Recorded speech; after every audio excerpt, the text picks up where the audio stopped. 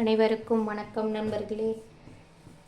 இன்னைக்கு நான் மணத்தக்காளி கீரை பொரியலும் மணத்தக்காளி வச்சு குழம்பு வைக்க போகிறேன். ஸோ அது எப்படிங்கிறத உங்களுக்கு ஷேர் பண்ணுறேன். நான் சாப்பாடு வச்சுட்டேன்.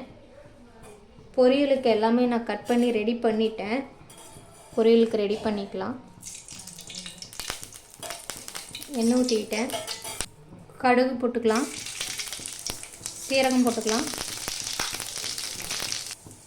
நான் 4 வரமிளகாவை போட்டுக்கிறேன்.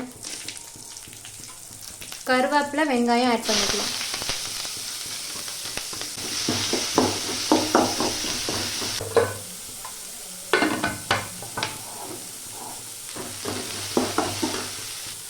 தேவையான அளவு உப்பு போட்டுக்கலாம். மஞ்சத்தூள் போட்டுக்கலாம். கொஞ்சமாக பெருங்காயத்தூள் போட்டுக்கலாம்.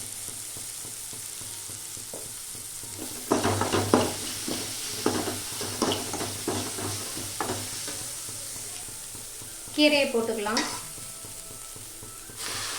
நான் மணத்தக்காளி கீரை கழுவி கட் பண்ணி வச்சுருக்கேன்.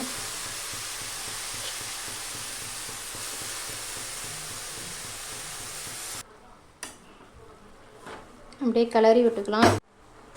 கீரை அப்படியே வேக கம்மியாயிடும். ஸோ அதை அப்படியே விட்டுறலாம், அது வெந்துடும். கொஞ்சமாக தண்ணி மட்டும் அப்பப்போ தெளிச்சு விட்டோம்னா போதும்.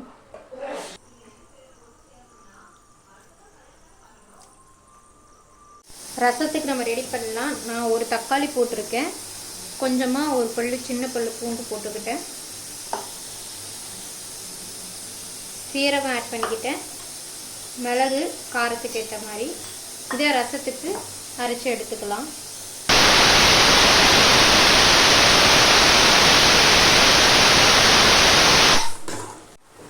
விசில் வந்துருச்சு. சாப்பாடு எடுத்து வச்சிட்டேன். அடுத்து புளிக்குழம்புக்கு தான் ரெடி பண்ண போகிறேன். மணத்தக்காளி புளிக்குழம்பு.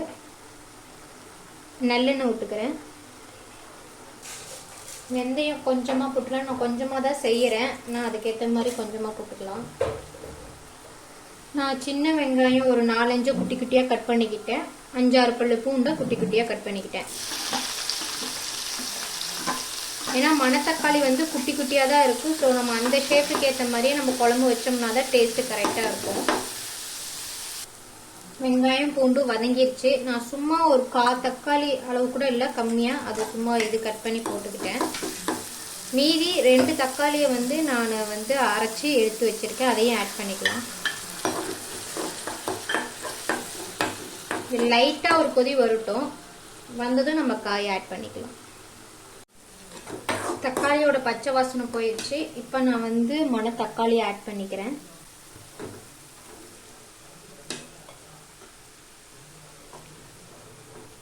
கொஞ்சமாக தண்ணி விட்டு காயை வேக வச்சுக்கலாம்.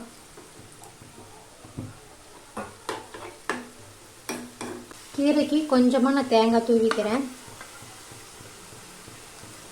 கீரை வெந்துடுச்சு, அதனால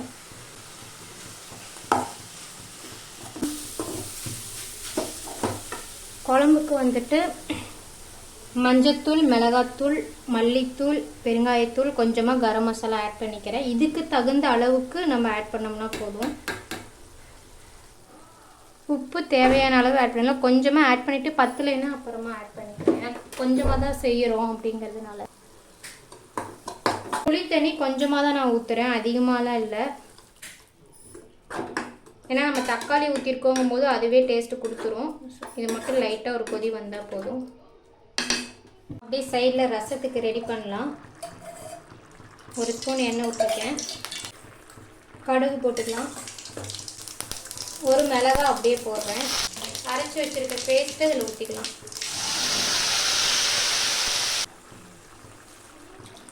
இது லைட்டாக ஒரு கொதி வரட்டும். ரசத்துக்கு தேவையான அளவு உப்பு போட்டுக்கலாம்.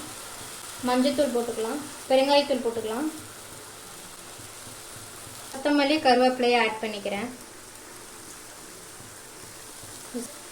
நம்ம வேணுங்கிற அளவுக்கு ரச தண்ணி எடுத்து வச்சுருக்குறோம், அதை நான் ஊற்றிக்கிறேன். புளி தண்ணி வந்து தண்ணி கலந்துக்கிட்டேன்.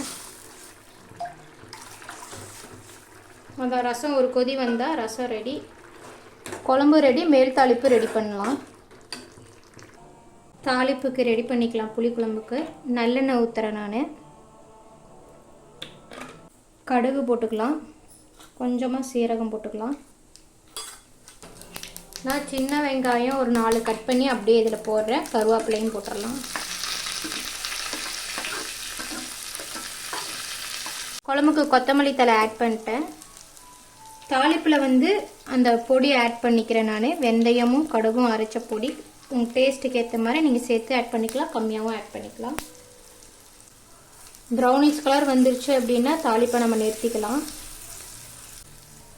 தாளிப்பு ரெடி ஆயிடுச்சு, போட்டுடலாம் குழம்புல. குழம்பு ரெடி. ரசமும் கொதி வந்துருச்சு, குழம்பும் ரெடி ஆயிடுச்சு. ஆஃப் பண்ணிடலாம் அடுப்பை. இன்றைக்கான மதிய லஞ்சு சிம்பிளாக சொல்லி கொஞ்சம் வேலை அதிகம்தான், இருந்தாலும் சிம்பிள் தான். சுட சுட சாதம். ஏன்னா கீரைனாவே கொஞ்சம் வேலை அதிகம்தான், அதனால் மணத்தக்காளி குழம்பு. இது ட்ரை பண்ணி பாருங்கள், டேஸ்ட்டு சூப்பராக இருக்கும். கொஞ்சமாக இருந்தாலும் நல்லா சாப்பிட்டோம் அப்படிங்கிற மாதிரி இருக்கும். நான் கொஞ்சம்தான் செஞ்சுருக்கேன். கீரையை பிசைஞ்சு சாப்பிட்டுப்போம், அதனால் நான் அதை அப்படியே வச்சுட்டேன். கீரை மதியத்துக்கு நீ ஸ்பெஷல் இதுதான். ரசம் இருக்குது,